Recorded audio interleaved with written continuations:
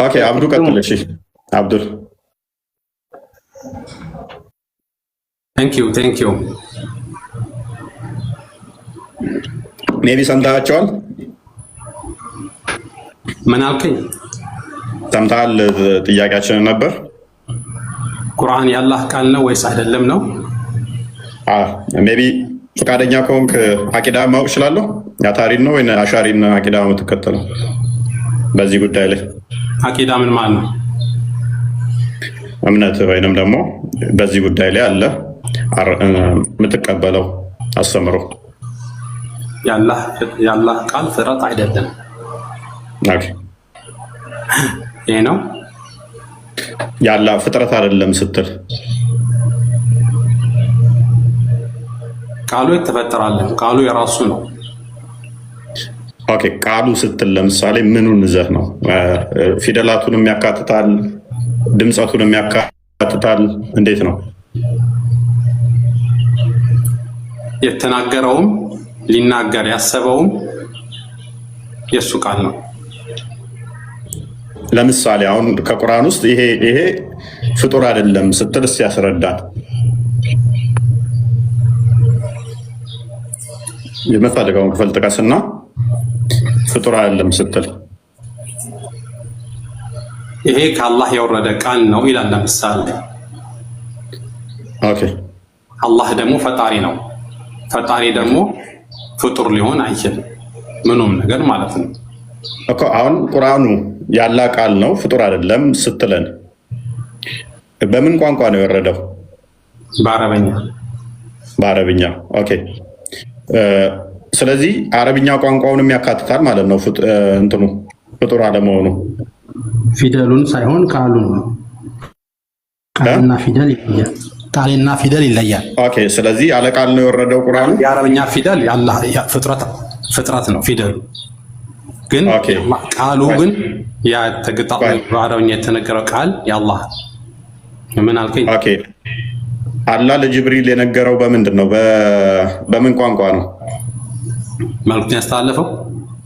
የነገረው አላህ ሱብሓነሁ ወተዓላ በፈለገው ቋንቋ ይናገራል። ከዚህ በፊትም ላሉት መልእክተኞች በየራሳቸው ቋንቋ አናገራቸዋለሁ። ጅብሪል መጨረሻ ላይ ነብዩ ሰለላሁ ዐለይሂ ወሰለም ተገልጿል በአላህ ፍቃድ።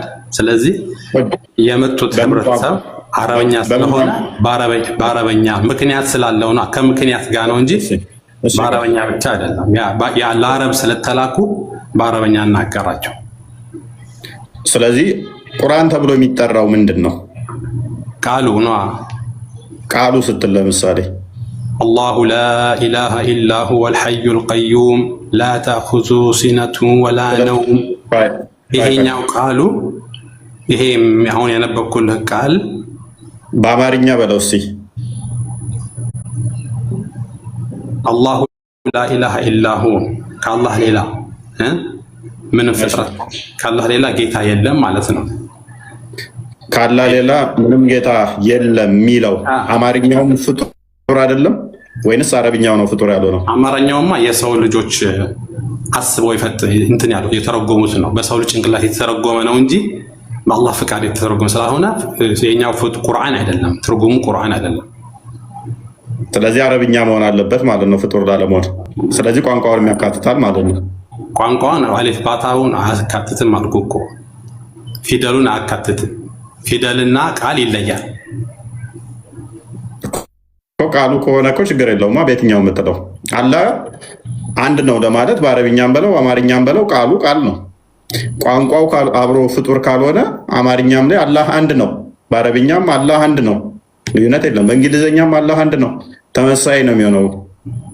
ስለዚህ ቋንቋውን ማያካትት ከሆነ ቋንቋው ፍጡር ከሆነ በአማርኛም በእንግሊዝኛም በኦሮምኛም በትግርኛም ብትለው ተመሳሳይ ነው የሚሆነው። መልእክቱ ነው ፍጡር ያልሆነው እያልክ ነው፣ ቃሉ ሳይሆን።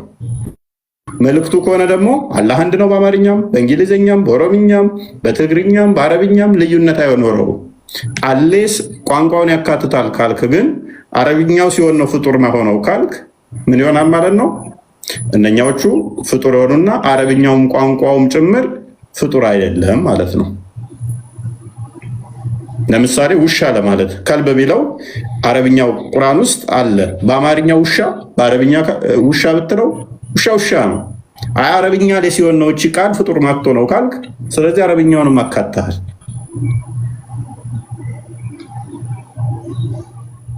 አሁን ለምሳሌ ቁል ሁወ አላሁ አሐድ ይላል አይደል? አላህ ስብሐነሁ ወተዓላ ምንድነው ብለህ የምትረጎመው? ይሄ አላህ አንድ ነው አይደል? በል አላህ አንድ ነው። አዎ በል ቁል። አረበኛው ግን አሐድ የሚለው በዩኒክ ዋን ነው። በዩኒክ ዋን ማለት አንድ ማለት nothing like him። በቃ በዩኒክ ዋን ማለት ማተር ያደርጋል። አንዱ ነው ማለት ማተር ያደርጋል። ስለዚህ አሁን ቆይ፣ ስለዚህ ቅድም እንዳልኩ ነው። ለምሳሌ ከልብ የሚለው አረብኛው ቁርአን ውስጥ ፍጡር አይደለም ስትል ከልብ ነው ውሻ ነው። በአማርኛ ውሻ አልኩት። ምንድን ነው ልዩነቱ? አይ በአማርኛ ሲሆን ይሄ ፍጡር ነው፣ በአረብኛ ስትጠራው ግን ይህንን ውሻ ፍጡር አይደለም። ስለዚህ ቋንቋውን ኮንሲደር እያደረክ ነው ፍጡር አይደለም የምትለው። ቃሉን ነው እንጂ ቋንቋን አይደለም አልኩ። ቃሉ እኮ አለ ቋንቋ እኮ አይኖርም ወንድማችን። ቃሉ ከቋንቋ የአረበኛ ቋንቋ ሁሉ በዛ አይነት አንተ የምትለው ፍጡር ነው የምትለው ማለት ነው ማለት የአረበኛ ተናጋሪዎች በጠቅላላ አሉ። ለምሳሌ እንደዛ ከሆነ እነሱን እንዴት ነው የምታስባቸው አንተ? እንዴት ነው የምታስባቸው ማለት ከአላህ ጋር እኩል እያደረግካቸው ነው የሚናገሩትን ቃል አንተ ነህ እኮ እንደዛ ብለህ የምትረዳቸው። ምክንያቱም ለምሳሌ ቁርአን ውስጥ ያሉ ቃላቶች ፍጡር አይደሉም ብለህ ነው የምታምነው አይደለ? ለምሳሌ በቁርአን ውስጥ የተጠቀሱት ቃላቶች ፍጡር አይደሉም ያላ ቃል ናቸው ብለህ ነው የምታምነው። እነኛን ቃላቶች ግን ሊትሬቸር ላይ ሊጠቀማቸው ሰንበዲ በአረብኛ ይችላል። ሊትሬቸር ላይ አረብኛውን እነኛን ቃላቶች ሲጠቀማቸው ፍጡር ናቸው ብላችሁ ትረዳላችሁ። ቁርአኑ ስታገኟቸው ደግሞ ለምሳሌ አሊፍ ላም የሚለውን ቁርአን ላይ ስታገኘው ይሄ አሊፍ ላም የሚለው ፍጡር አይደለም ብለህ ትረዳለህ። አንድ ሰው ግን የሆነ ግጥም እየጻፈ አሊፍ ላም ቢል ፍጡር ነው ብለህ ነው የምትረዳው። መጽሐፉ ላይ ደግሞ ይሄ እናንተ አረዳሉ።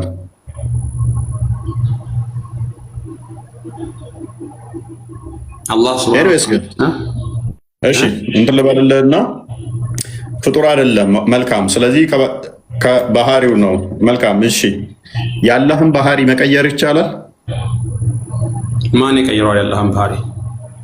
ስለዚህ ምንም መቀየር አይቻልም። አስቀድሞ የነበረ ነው፣ እንደዛው የሚቀጥል ነው አይደለ? የአላህ ባህሪ ማለት ምን ማለት ነው? ማለት ቃሉ የአላህ ቃል ፍጡር አይደለም ብለህ ተስማማን። ባህሪው ነው ብለህ ታምናለህ ነው አይደለም ብለህ ነው? ባህሪው ነው መናገር ነው ባህሪው። ቃሉ ግን የሱ ነው። ኦኬ መናገርና ቃሉ ይለያል። መልካም። እሺ መናገሩ ባህሪው ነው። ቃሉስ ምንድን ነው? ቃሉስ የሱ ነው። ፍጡር አይደለም፣ የሱ ነው፣ የራሱ ነው። መልካም። መናገሩስ ፍጡር ነው አይደለም፣ ባህሪው ነው። መልካም። እሺ ከዚህ ጋር ተያይዞ ባህሪው ነው ፍጡር አይደለም። መልካም ተስማማው። እንደያ ከሆነ መለወጥም አይችልም ሊለወጥም አይችልም አይደለ? which means ፍጡራን ሊቀይሩት አይችሉም። የሱን ቃል ባህሪው ሊቀየር አይችልም። ኦልሬዲ አስቀድሞ ነበረ፣ ግዴታ ይሆናል አይደለ? የአላህን ቃል ሊለውጥ አይችልም ማንም ሰው። ምክንያቱም ለምሳሌ አላህ Subhanahu Wa Ta'ala በእኔ ያመነ በብቸኝነት የመሰከረ በላኳቸው ሁሉ ነቢያቶች ያመነ ጀነት አስገባዋለሁ ብሎ ቃል ይገባል። ያን ቃል ማንም መጥቶ ሊሽር አይችልም። መልካም። እሱ ችግር የለውም። እሱ አሁን የአንተ ምርጫ ላይ የተጠጋ ነው። ማለትም ካመንክ ያገነት ትገባለህ፣ ካላመንክ ደግሞ ጋነም ትገባለህ። ቺዝ የአንተ ምርጫ የሰጠ ነው። ገብተዋል አባባሌ? ያ ቃሉ ግን ማንም ሊቀይረው አይችልም። የእሱን ቃል ራይት፣ የገባውን ቃል ማንም አልለውጠውም። መልካም። በዚሁ መሰረት እስቲ ሱራ 108 አንዴ እንመልከተው። እስቲ አንዴ ቃል ክፈትልን። 108 ስንት? አንዴ ሄድና እሺ በቀራ ማነሳ አይት ነው 111 አድርገው 111 አንዴ እቀጥላለሁ። አንተ ጋር ቆይ ዋብያ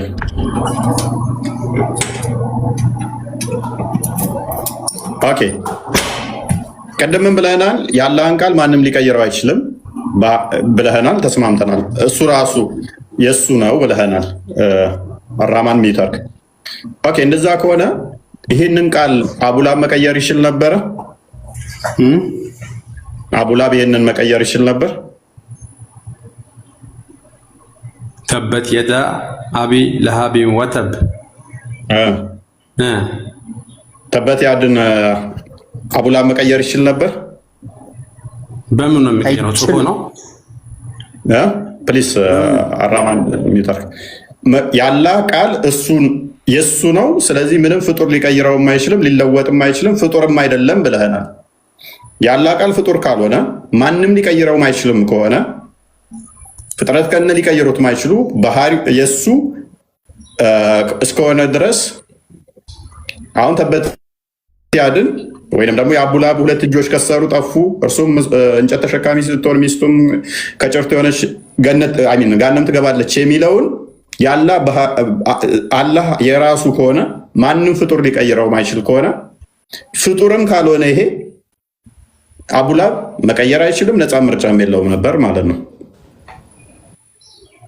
ተረገማ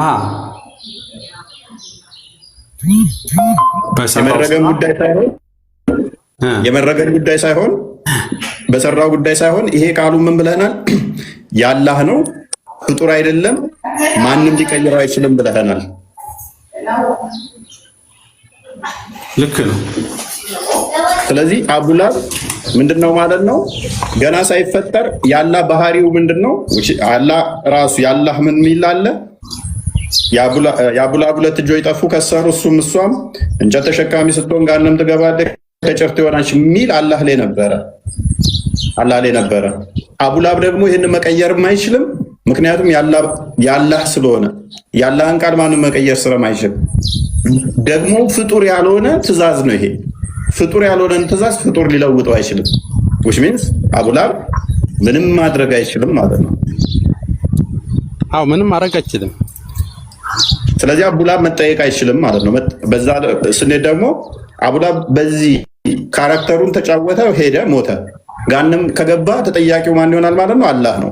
ምክንያቱም ያላህ ፍጡር ያልሆነው ቃሉ አቡላብ የሚባልን ፈጥሮ ገሃነም የመክተት ስለሆነ የአላህን ቃል ባህሪው ራሱ ፍጡር ያልሆነው ቃሉ ማይለወጠው አቡላብ ገሃነም የሚገባል የሚል ስለሆነ ምን ስላደረገ ነው አላህ Subhanahu Wa Ta'ala የረገመው?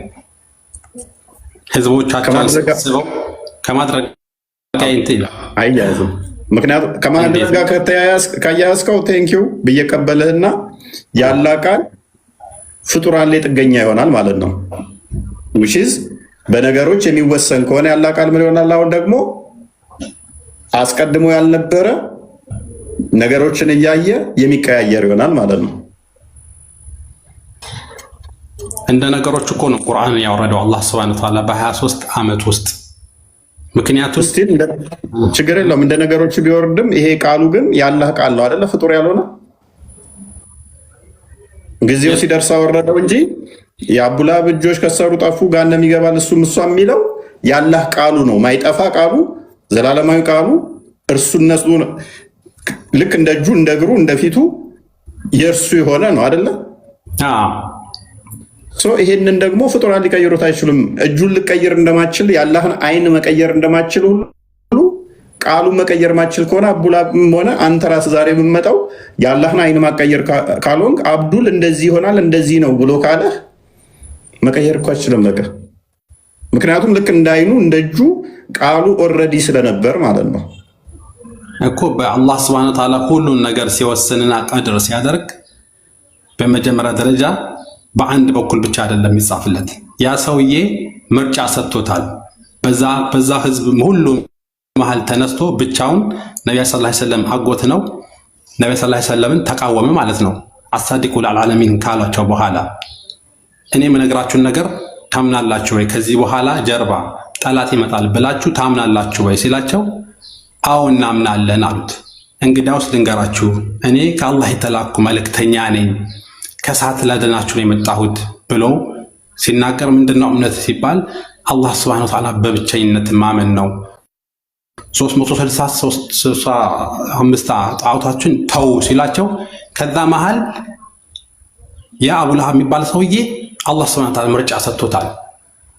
ያን ነገር መቀበል ወይ አለመቀበል። ሁለቱም ነገር በአላህ ሱብሓነሁ ወተዓላ የታወቀ ነው። ቢቀበል አላህ ሱብሓነሁ ወተዓላ ወደ ጀነት ይከተዋል።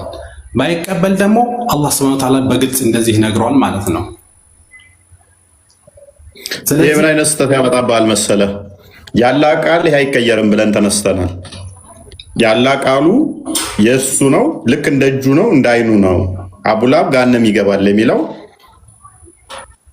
ያላህ ቃል ነው ተባብለን ከተስማማን በኋላ ምንም አይነት ምርጫ ብታመጣ ወንድማችን፣ ምንም አይነት ኦፕሽን ብታመጣ 99 ምርጫ አምጥተህ አንዷ እቺ ከሆነች 99ኙን መምረጥ አይችልም። ለምን መሰለም አይችልም? ያላህ ቃሉ ማይቀየር ነው፣ ልክ እንደ እጁ እንዳይኑ ነው። እርሱም ደግሞ አቡ ለሃብ ገሃነም ይገባል የሚል ነው። መምረጥ አይችልም። መምረጥ ነፃነቱን ኦልሬዲ ነፍጎታል። ምን በሚል? አቡ ለሃብ ገሃነም ይገባል የሚል ወስኖታል። ከቀየረውማ ምን ይሆናል? አላህ ፍጡር ይሆናል ማለት ነው። ይበልጥ ወይንም ደግሞ ያላህ ቃላት የሚለዋወጥ ይሆናል። ላግዘው አለውኝ። ቆይ አንድ ልናገር። ቀጥል። አላህ ሱብሓነሁ ወተዓላ እውቀቱ አንድ ብቻ አድርገህ ወሰንከው አንተ። አሁን ለምሳሌ በቃ ይሄ ሰው ጀሃነም ይገባል ብቻ ነው የተጻፈው ብለህ ነው የምታምነው አንተ። እንደዛ አይደለም። አላህ ሱብሓነሁ ወተዓላ አሁን ለምሳሌ በምሳሌ ብነግርህ እኔ ስቶፕ ሳይ መኪና እየነዳው ዝም ብዬ ገብቼ ሳላይ ዋናውን መንገድ ሳላይ ስገባ በፍጥነት መኪና እየመጣ ያ መኪና ሊገጨኝ ብሎ ቆመ። ሳይገጨኝ አክሲደንቱ ሳይፈጠር ማለት ነው። አሁን ያ አክሲደንቱ አለመፈጠሩ አላህ ያውቀዋል። ያ ደግሞ ሳይሆን ቀርቶ ያ አክሲደንት ቢፈጠር ያልተፈጠረው ነገር ማለት ነው፣ ገና አልተፈጠረም እኮ። ያ ቢፈጠር ደግሞ ምን አይነት ሲቹዌሽን ላይ እንደምሆን፣ ህይወቴ እንደማጣ ወይ እጄ እንደማጣ፣ የት ሆስፒታል እንደምሄድ፣ ምን እንደሚሆን እሱን ደግሞ ያውቀዋል። ያ ነገር ቢከሰት ሐሳቡ ቢሆን ግን አልሆነም። ገባ አባባሌ? አሁን የአቡ ለሃብም ነገር ልክ እንደዚህ ነው፣ በእውቀት ደረጃ ማለት ነው። የጀሃነም ነው ብቻ ተብሎ አልተደለም የተጻፈው። እስቲ ንገረኝ እስቲ። ያ በመጀመሪያ 10:16-74ን ጥሰሃል። ማንኛውንም ምሳሌ ቶፖሎጂካሊ ተመሳሳይ ላልሆኑ ነገሮች ምሳሌ አትጠቀም፣ ቁርአኑም ስለሚከለክል። ሁለተኛ ግን በሁለተኛ ደረጃ አቡ ለሃብ እጆች ገሃነም ይገባሉ እያለ ግልጽ እየተናገረ ሁለት ኦፕሽን አስቀምጧል እያልክ ነው። ሁለት ኦፕሽን ካስቀመጠ ገነትም ገሃነምም ይገባ ይችላል ካለማ ከኔ እውቀት አልተሻለም ማለት ነው። እሱ ደግሞ እንደዛ ብሎ ፐርሰናል ግለሰቦችን ጠር ቀድም እኮ አሁን ተስማምቼልሃለሁ። ምን ስትል የታዘዘኝ የተገዛኝ ገነት ይገባል ስትል፣ እኔ ደግሞ ቫይስ ቨርሳል ምን አልኩ? ካልታዘዙት አላህን ካላመኑ ገሃነም ይገባሉ የሚለው ኦብቪየስ ነው፣ ይታወቃል። ይሄ ጄኔራል ሩል ነው። ሰዎች ካመለኩት ከተከተሉት ገነት ይገባሉ፣ ካላመለኩ እንደዛ ብሎ መናገር ችግር የለውም። ስፔሲፊክ የሰውየውን ስም ጠርተህ ግን ባህሪው በሆነ ቃሉ የእርሱ በሆነ ቃል ልክ እንዳይኑ እንደ እጁ እከሌ ገሃነም ይገባል ብለህ ካልክ በኋላ ምርጫ አለው ማለት አትችልም። መምረጥ አይችልም ሰውየው ከዛ በኋላ። ምክንያቱም ያ ፍጡር ያልሆነው ቃሉን ፍጡር የሆነው ሰውዬ ሊቀይር ስለማይችል ምንም አማራጭ ስለሌለው እንደማይቀይርም እኮ ሰሃቦች እኮ አንተ በህይወት ዘመኑ ኑሯል። ያ ነገር ከተፈጠረ በኋላ በውሸት እንኳን መስክር፣ በውሸት ላኢላሃ ኢለላህ መሐመድ ረሱሉላህ ብለህ ይሄኛውን የተፈረደበትን የጀሃነም የተባለውን ነገር እስቲ ውሸት አስተባብል አሉት። ግን እሱ በህይወት ዘመኑ እየኖረ ያችን ላኢላሃ ኢለላህ ቃል እስኪሞት ድረስ አላለም። ይሄ አንደኛው እንደውም የአላህ ሱብሓነሁ ወተዓላ መናገሩ ነው። ይሄንኛ አዋጣህም ፎልሲፊኬሽን ቴስት ይባላል። ይሄ ፎልሲፊኬሽን ቴስት ውስጥ ተገባ መልሶ ሙሐመድ ፎልስ ይሆናል። ስህተተኛ ይሆናል። ለምሳሌ እናንተ የምትገዙትን እኔ አልገዛም፣ እኔ መገዛውን እናንተ አትገዙም ብሎ ነበር ሙሐመድ። ከዛ በኋላ ግን ጣዖታውያን ሙሐመድ የሚገዛውን የተገዙት ብዙ አሉ። እናንተ የምትገዙትን አልገዛም፣ እኔ የምገዛውን እናንተ አትገዙም ካላቸው በኋላ የተገዙታሉ። ይሄንን ፎልሲፊኬሽን ቴስት በሚባለው ሎጂክ ከሄድክ ሙሐመድ መልሶ በዚኛው ይመታል።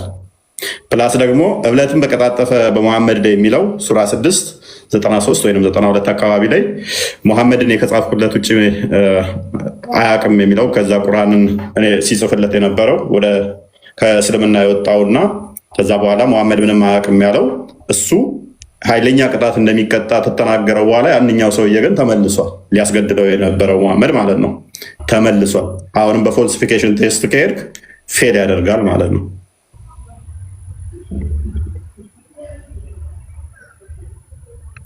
ዘጠና ሶስት እንደዛ አካባቢ አላህ በሰው ላይ ምንም አላወረደም። ያ እሱ ነው አይ ቲንክ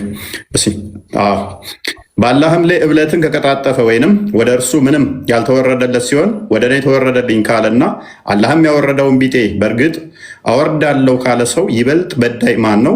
በደለኞችንም በሞት መከራዎች ውስጥ በሆነን ጊዜ መላእክት እጆቻቸውን ዘርጊዎች ሆነው ለቅጥጥብ ነፍሶቻቸውን አውጡ፣ በአላህ ላይ እውነትን ያልሆነ ነገር ትናገሩ በነበራችሁትና ከአንቀጾቻችን ትኮሩ በነበራችሁት ምክንያት ዛሬ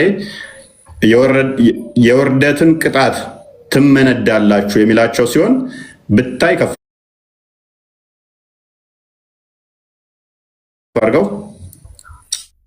ብታይ ኖሮ አስደናቂን ነገር ባየህ ነበር። ይሄ የወረደበትን ታውቀዋለህ ብዬ አስባለሁ። ለሙሐመድ ቁርአን ሲጽፍ የነበረው እኔም ሙሐመድ ነቢይ ከሆነ እኔም ነቢይ ነኝ፣ እኔ ነቢይ ከሆንኩ ሙሐመድም ነቢይ ነው ብሎ የተናገረው። ምክንያቱም የሆነ እንትን ጻፈና ለሙሐመድ ሲነግረው ትክክል ነው ብሎ አለፈው።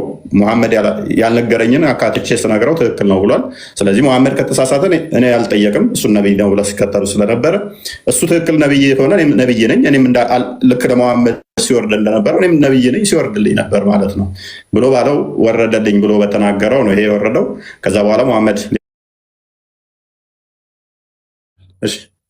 እና ፍቅር ይፈቀራል እንጂ አያፈቅር ማለት እሺ ይፈቀራል ማለት ምን ማለት ነው? ለምሳሌ እግዚአብሔር ብርሃን ነው ይላል። እግዚአብሔር ብርሃን ነው ሲል የምታየውን ብርሃን ማለት ነው። መልሶ ደግሞ ማቴዎስ ወንጌል ምዕራፍ 5 ቁጥር 30 አካባቢ እንደዛ እናንተ የዓለም ብርሃን ናችሁ፣ ብርሃናችሁ በሰው ላይ ሊበራ ይገባል ይላል። ኦኬ ቀጥል። አንተ ጋም ስላለ ማለት ነው። ለምሳሌ አላህ ኑር ተብሎ ይጠራል፣ ብርሃን ተብሎ ይጠራል። ብርሃን ባየ ቁጥር ግን ብርሃን ነው ማለት ነው ማለት አችልም።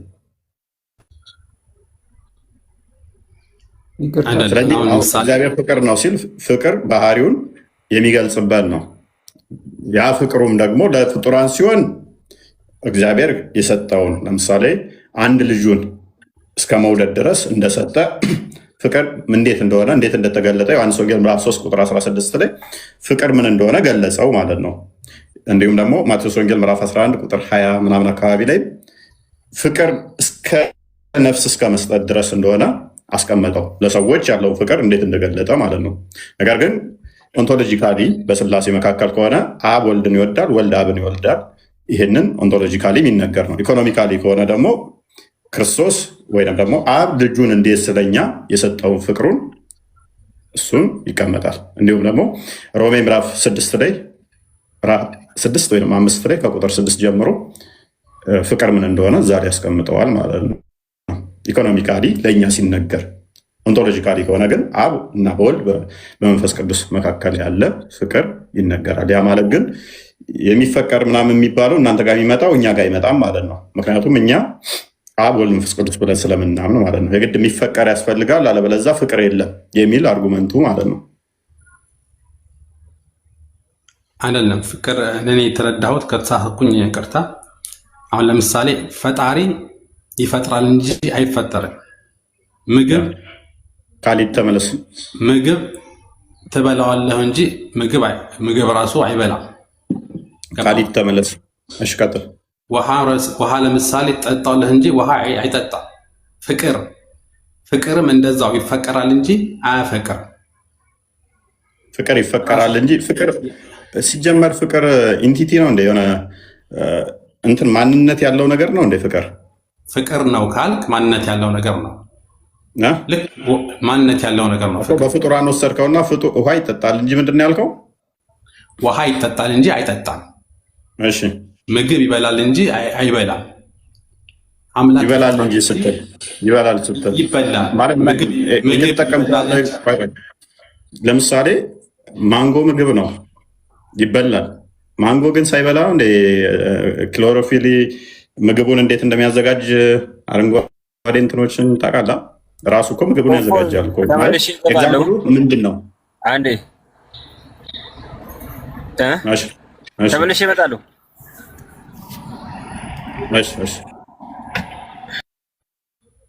ራማን ቀጥል። እሺ ያ አንተ ያልከው ይብቃኝ። ኦኬ ቀጥል። እሺ ምንድን ነው ፖይንት?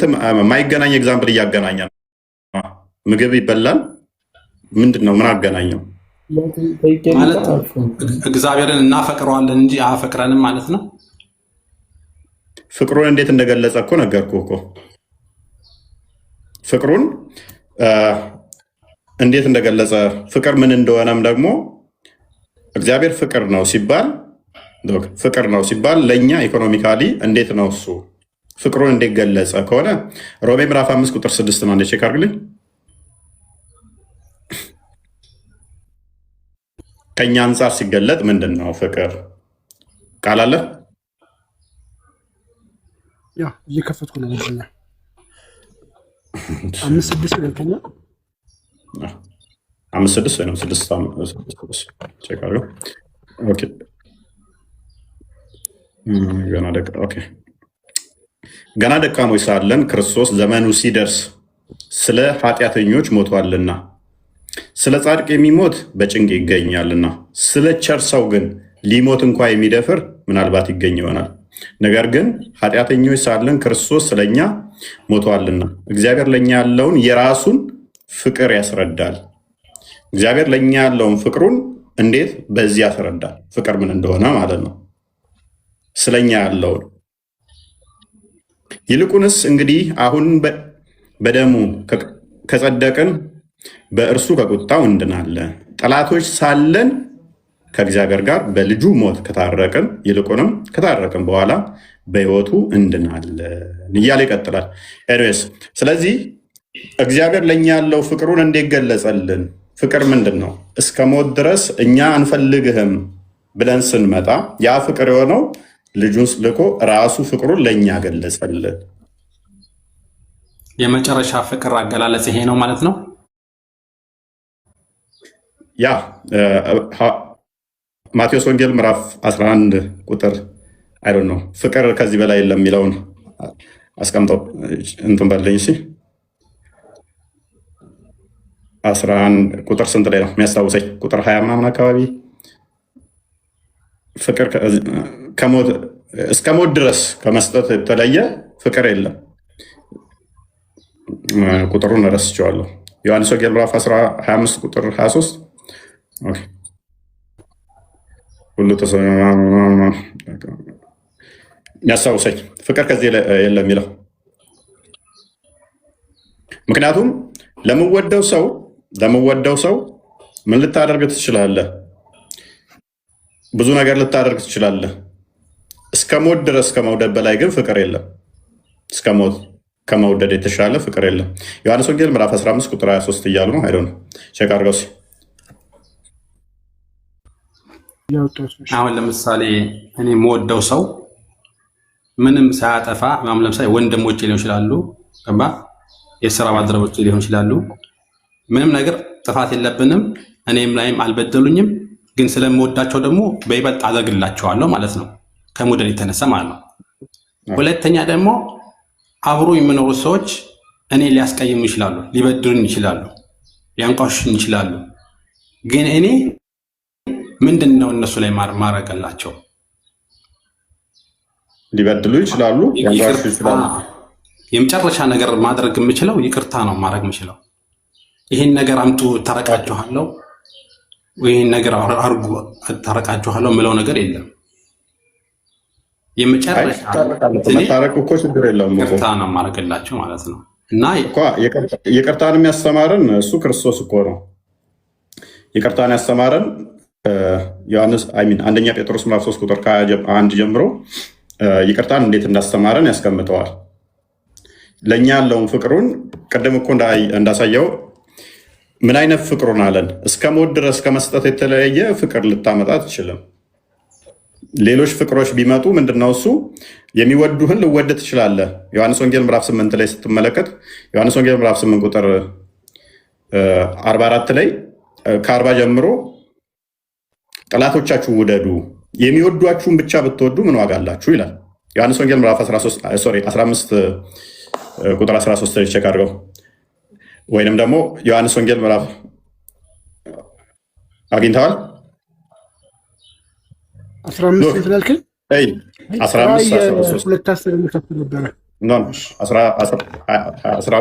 13 ስለዚህ የምወደውን ልወደ ትችላለህ፣ የሚጠላን ልጠላ ትችላለህ። እነኚህ ቀራጮች የሚያደርጉት ነው። ዮሐንስ ወንጌል ምዕራፍ 8 ላይ ከቁጥር 40 ጀምራ አንተ አንብበው። እችኛውን ጥቅስ ነው የተለፈለኳት ነው። ነፍሱን ስለ ወዳጆቹ ከመስጠት ይልቅ ከዚህ የሚበልጥ ፍቅር ለማንም የለውም ይላል። ስለምወደው አካል ነፍስን እስከ መስጠት ከዚህ የተሻለ ፍቅር ምንም ልታመጣ አትችልም። ከዚህ የሚበልጥ ፍቅር ልታመጣ አትችልም። ደግሞም ክርስቶስ የወደደን አንደኛ ጴጥሮስ ምዕራፍ 3 ላይ ቁጥር 18 ጀምሮ ቼክ አድርግልኝ። ኃጢአተኞች ለምወደው ሰው ማድረግ ፋይን ማንኛውም የጠየቀኝ አብደላ ሶሪ፣ ለምወደው ሰው ማድረግ ኖርማል ነው። ለሚጠላ ሰው ቅድም ሮሜ ምዕራፍ 5 ቁጥር 6 እንደተመለከት ነው ገና ጠላቶች ሳለን ገና አመፀኞች ሳለን ከእርሱም ተለይተን አንፈልግም ብለን እርሱ ስለአንተ ማድረግ ከባድ ነው። ይሄ ፍቅር የሚወዱህም መውደድ ማንኛውም ያደርገዋል። እናት ትወዳለህ፣ ትወዳታለህ። ጓደኛ ይወዳል፣ ትወደዋለህ። ማንኛውም ያደርገዋል። ከፍ አድርገው። ዳሩ ግን ጌታን እርሱን ምን ላይ ነው የከፈትከው? ምንድን ነው የከፈትከው? አንደኛ ጴጥሮስ ምዕራፍ 3 ከቁጥር 18 ጀምሮ ከ18 አድርግል ከ15 ነበር ያልኩት። እሺ ከ18 አድርገው አጠር ለማድረግ ኦኬ። የእግዚአብሔር ፍቃድ እንዲህ ቢሆን ክፉ ስለማድረግ ሳይሆን በጎ ስለማድረግ መከራን ብትቀበሉ ይሻላችኋል። መጥፎ ስለማድረግ ሳይሆን በጎ ስለማድረግ መከራን ብትቀበሉ ይሻላችኋልና። ክርስቶስ ደግሞ ወደ እግዚአብሔር እንዲያቀርበን እርሱ ራሱ ጻድቅ ሆኖ ስለ አመፀኞች አንድ ጊዜ በኃጢአት ምክንያት ሞቷልና፣ በስጋ ሞቶ በመንፈስ ግን ሕያው ሆነ። ከፍ አድርገው። በእርሱ ደግሞ ወደ ነበሩት ነፍሳት ሰበከላቸው፣ ጥቂቶች ማለት ምናምን። ከፍ አድርገው። ቁጥር 21 ይህ ደግሞ ከፍ አድርገው። ይህም ደግሞ ከፍ አድርገው። ኦኬ። ይህም ማለት ምሳሌውን ይህም በውሃ ኦኬ። የሰውነትን እድፍ ምን ላይ የከፈትከው? ኦኬ ጴጥሮስ 3:18 ጀምረን። ኦኬ እሺ፣ አንዴ ቆይ። ቁጥር 18 ላይ ምንድን ነበር የሚለው? ቼክ አድርግልኝ። 18 ላይ አመፀኞች ሳለን ምናምን የሚል የለው? ዳሩ ግን ጌታ እርሱ ክርስቶስ በልባችሁ ቀደሰ ነበር የሚጀምራት 18 ነገር ክርስቶስ ደግሞ በእግዚአብሔር ክርስቶስ ደግሞ በእግዚአብሔር እንዲያቀርበን እርሱ ጻድቅ ሆኖ ሳለ አመፀኞች አንድ ጊዜ በኃጢአት ምክንያት ሞተዋልና በስጋ ሞተ በመንፈስ ያው ነው። ኦኬ። ለማ ለአመፀኞች ፍቅር ምንድነው? እሱ እስከ ሞት ድረስ መውደድ ነው አይደለ? ዮሐንስ ወንጌል ምዕራፍ 15 ቁጥር 13 እንደሚናገረው ፍቅር ከዚህ የሚበልጥ የለም። ለአመፀኞች እስከ ሞት ድረስ መውደድ ነው። ለማን ነው የሞተው? ለጻድቃኖቹ አይደለም፣ ለአመፀኞቹ። ይህንንም ያደረገው ለምንድን ነው? ፈለጋውን እንድንከተል ወይም ምሳሌ ለማድረግ ማለት ነው። ቁርአን በመሐመድ ላይ የወረደ በጅብሪል አማካኝነት ሲሆን ጅብሪልም ሆነ ቁርአን ፍጡር ናቸው ብሏል። ወንድም ለምሳሌ እዚህ ላይ ስህተት አለ? እኔ ልመልስልህ። ኦኬ፣ ስህተት አለ? ትክክል ነው።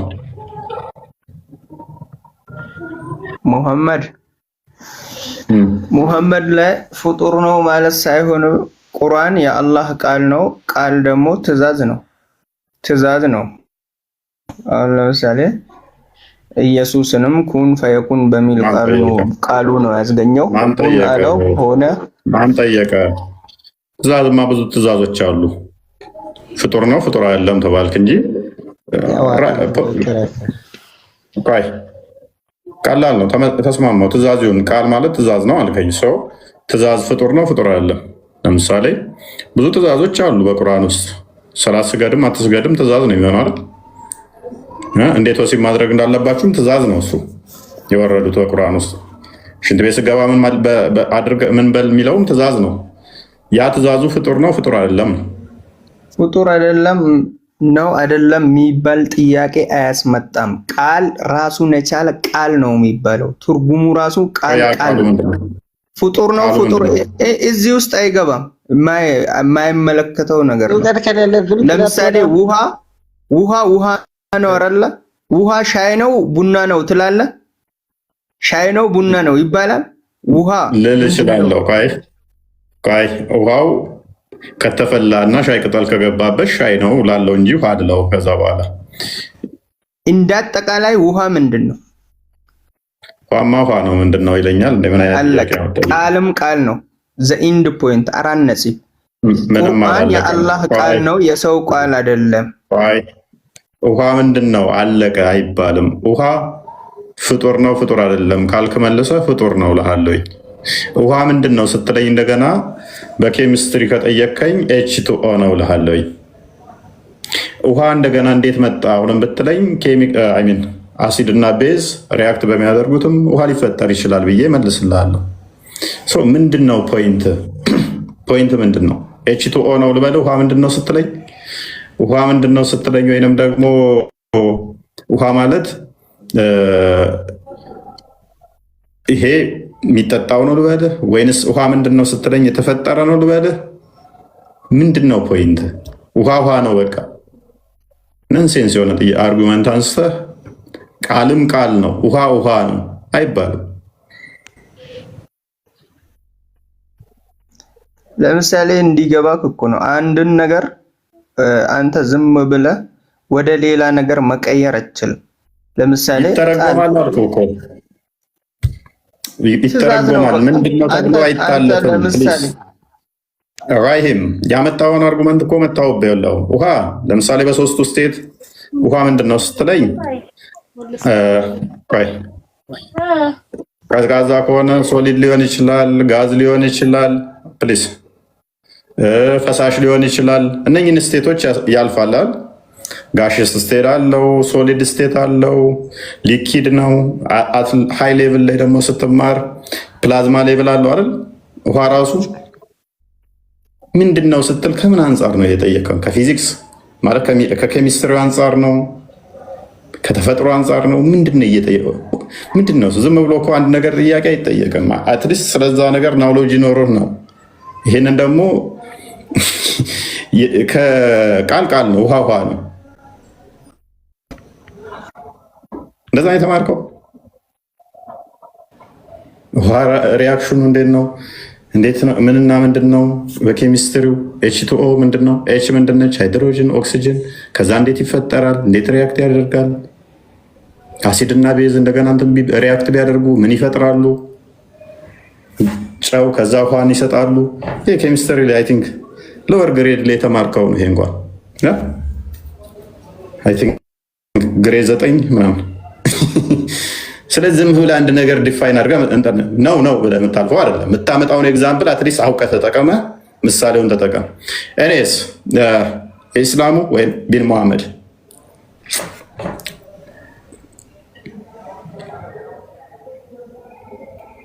ወይ አሉ እንኳን ደህና መጣ።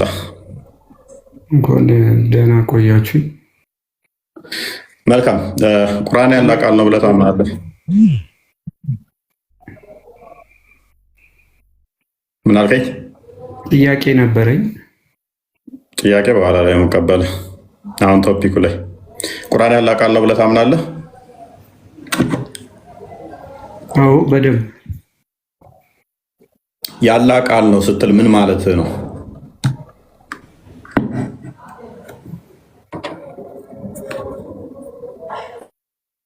ያላ ቃል ነው ማለት ስትል አልገባኝም ጥያቄ።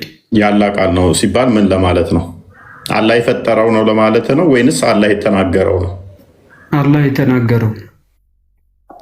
ኦኬ። ስለዚህ አላህ ሊተራል የተናገረው ነው።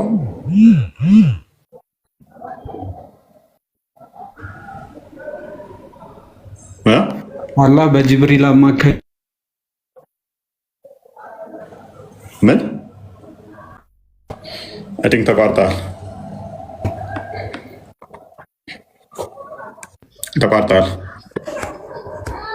እኔ ጋር አሁን ተመልሰዋል። ይሰማል? እኔ ይሰማል። የአላህ ቃል ነው ስትል ምን እያልክ ነው? የአላህ ንግግር ነው። ቁርአን ሌላ እንትን አለው እንዴ? ኦኬ። አላህ ስለዚህ የተናገረው ነው ማለት ነው።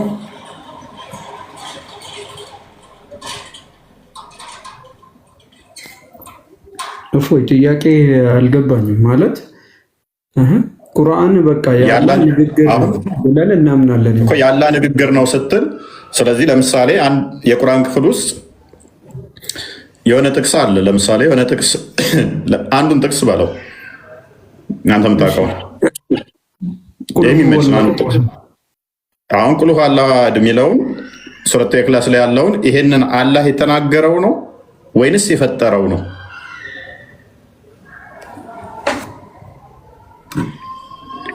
ቁል ሁወ አላሁ አሐድ ብሎ አላህ የተናገረው ነው። ስለዚህ አላህ ቁልሁ አላሁ አሐድ ብሎ ተናገረ ማለት ነው። ቁል ሁወ አላሁ አሐድ ብሎ ለጅብሪል ነገረው። ጅብሪል ደግሞ ለረሱል ሰለላሁ ዐለይሂ ወሰለም አመጣላቸው በዋሂ። መልካም። ስለዚህ አላህ እንደኔ ነው የሚናገረው ማለት ነው። አይ ቁል ሁወ አላሁ አሐድ አላሁ ሰመድ ለም ያሊድ ወለም ይውለድ ይላል። አንድም ቢጤ ቁል አላሁ አሐድ አላሁ ሰመድ ለም የሊድ ወለም ይውለድ ወለም የኩን ለሁ ኩፉወን አሐድ እሱ እንዳለው አምሳያም ቢጤም የለውም።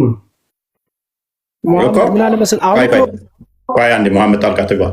በንግግር ደረጃ እንዲህ ነው የተናገረው እንዳል እኔ አምሳያለሁ የለውም የሚለው ላይ ያለው አሁን ቁል ሁወ አላሁ አሐድ ብሎ እንደተናገረው እንዲህ የተናገረው ነው ብለኸኛል። ስለዚህ ቃሉ እንዲህ ከሆነ የተናገረው እኔ እንደተናገርኩት ነው የተናገረው ማለት ነው። እንደዛ ካለን ማለት ነው አምሳያ ኖረው ማለት እኮ ነው። አሁን እኔ የገረመኝ እኮ እሱ ነው። ሊትራሊ እሱ ባህሪው ነው ቃሉ ነው ባልከው መሰረት ቁል ሁወ አላሁ አሐድ አላሁ ሰመድ ለም የሊድ ወለም ይውለድ ወለም የኩን ለሁ ኩፉወን አሐድ ብሎ ለጅብሪል አላህ እንዲህ ቃል በቃል ከተናገረ በድምፅ እኔም ይኸው በድምፅ እንዲተናገርኩኝ፣ ስለዚህ አምሳያለሁ እያልከኝ ነው? አይ የፍጡርና የአምላክ እንትን ባህሪ አንድ አይደለም።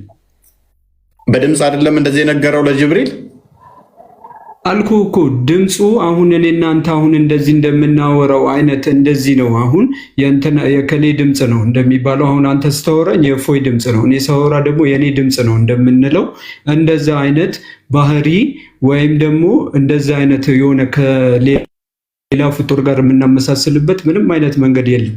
ስለዚህ ጅብሪል አስተካክሎ ነው ያመጣው ማለት ነው። አላህ በሌላ አይነት ዜማ ነግሮት ጅብሪል ደግሞ በሌላ ዜማ ለሙሐመድ ነገረው። ሙሐመድ ደግሞ ለእናንተ በሌላ ዜማ ነገራችሁ እዛ። ምክንያቱም አንድ አይነት ካልሆነ በደንብ አስተውል። ቃሉ አንድ አይነት ካልሆነ ቃሉ ያላህ ነው ካልክ ቃሉ አንድ አይነት ካልሆነ ያላህ ቃል ሊሆን አይችልም ማለት ነው። ምን ብለሃል? ቁርአን ያላህ ቃል ነው ብለሃል። አሁን እኔ ላይ ስትለኝ ቆይ እሱ ያንተ ቃል ነው ምናምን ብለሃል። ቃሉ ያላህ ከሆነ ያንኑ ቃል ያላህን ነው አንተ የምትለው ማለት ነው። እንዴት ቀጥታ ያላህን ቃል እያልከው ካልሆነ አላህ እንዳለው እያልክ ካልሆነ በመሃል የነበረው ጅብሪል አሻሽሎታል ማለት ነው። ለምሳሌ ሎክ ቁል ሁወ አላሁ አሐድ የሚለውን አላህ ለምሳሌ እንደዚህ ቃል በቃል እንደዚህ አንተ እንደምትቀራው ካላለ ሚል ከሆነ ለምሳሌ ከዛ ጅብሪል ደግሞ መጥቶ ቁል ሁወ አላሁ አሐድ ብሎ ካስተማረ ለሙሐመድ አላህ የተናገረውና ጅብሪል የተናገረው አንድ አይሆንም ማለት ነው። ስለዚህ ምን አድርጓል ማለት ነው? ጅብሪል ከአላህ የሰማውን ቃል አሻሽሎ የራሱን ሞዲፋይ አድርጎ ለሙሐመድ ነግሮታል ማለት ነው። አይ እንደዛ አይነት ስልጣኑ የለም። እንደዛ ካሌለው ቀጥታ አላህና አንተ ምቀሩ ተመሳሳይ ነው የሚሆነው ማለት ነው። ቁርአን ያም ሆነ ያለ ንግግር ነው አይደል? እኮ ከአንተ ጋር ተመሳሳይ የሆነ ንግግር ማለት ነው። ተመሳሳይ የምትለዋን ያዝልኛ። አይሆንማ፣ ተመሳሳይ አይደለማ።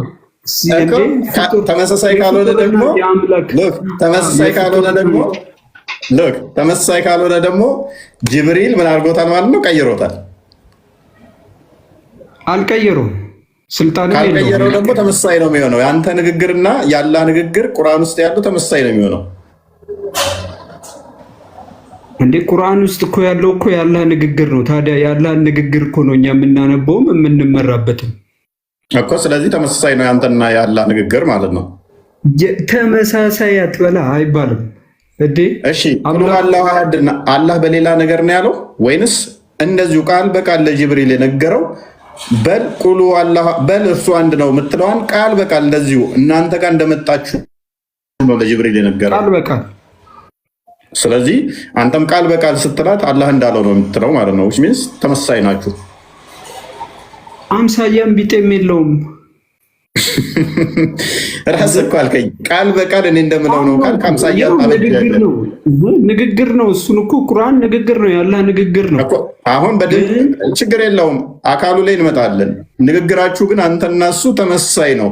አንተም በድምፅ ቁል አላሁ አሃድ ትላለህ፣ እሱም ቁል ሁ አላሁ አሃድ ይላል። ተመሳሳይ አቀራር፣ ተመሳሳይ ድምፀት ማለት ነው። አይ ከአላህ ጋር ምንም እንግዲህ ፍጡራን የምንመሳሰልበት ምንም መንገድ የለም። እንደዛ ከሆነ ደግሞ ስለዚህ ጅብሪል አስተካክሎታል ማለት ነው። አላስተካከለውም፣ እሱን ስልጣን የለውም። እንዴ ካላስተካከለው ደግሞ ተመሳሳይ መሆን አለበት። አንተውም ባልከን መሰረት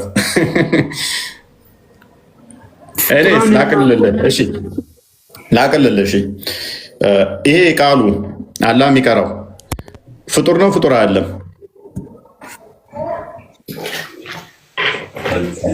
አላህ የሚቀራው ማለት የአላህ ንግግር ነው።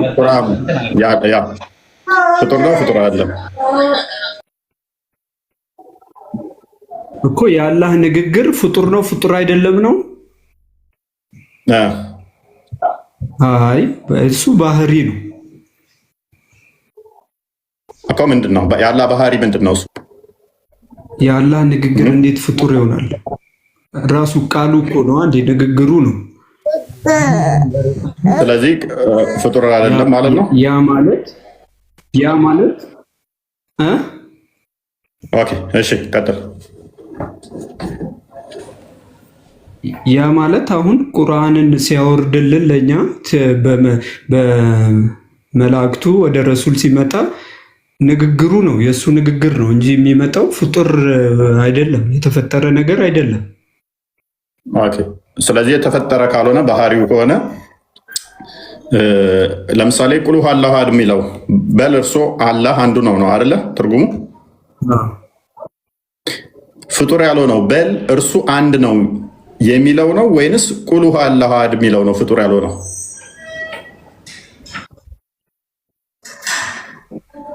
በል እኮ ብሎ እኮ ሲልከው ማስጠንቀቂያ ነው አይደለም? ችግር የለውም።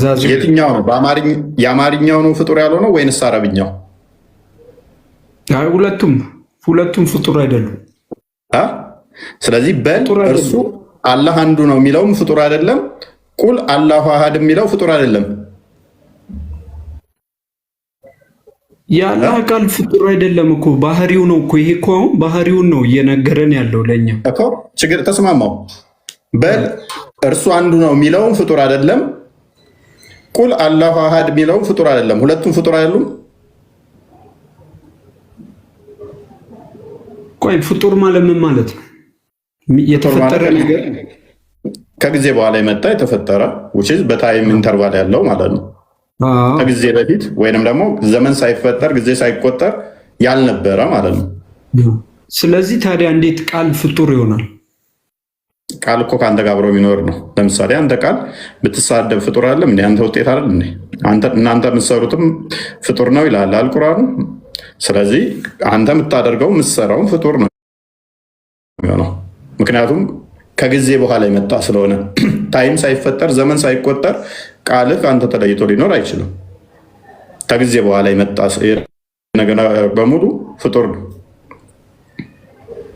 ዘመን የሚቆጠርለት ወይም ደግሞ ኦኬ፣ አልሰማም ትሰማለህ? እኔ ግን ተርክም የሱ ኔትወርክ ይሆናል።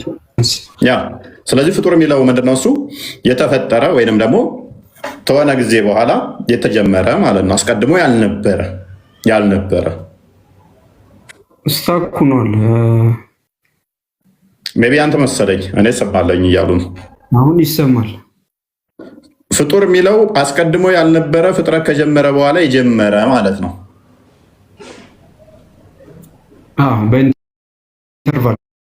በታይም ኢንተርቫል ላይ እንትን ያለ ነው።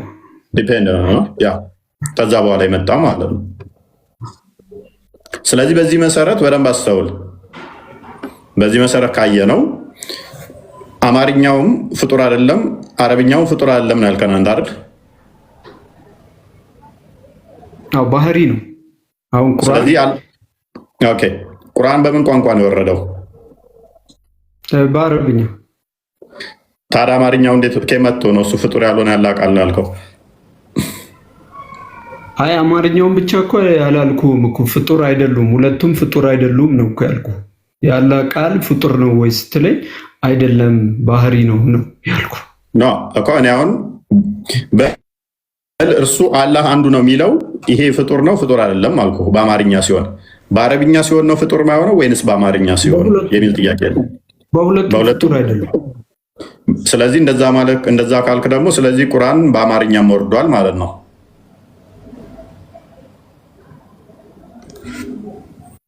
ቁርአን በአረብኛ ወረደ። ያው ከዛ በኋላ ሰውም ደግሞ በሚግባባበት በሁሉም አካባቢ ሊረዳው በሚችለው ደግሞ ተፈስሯል፣ ተተርጉሟል።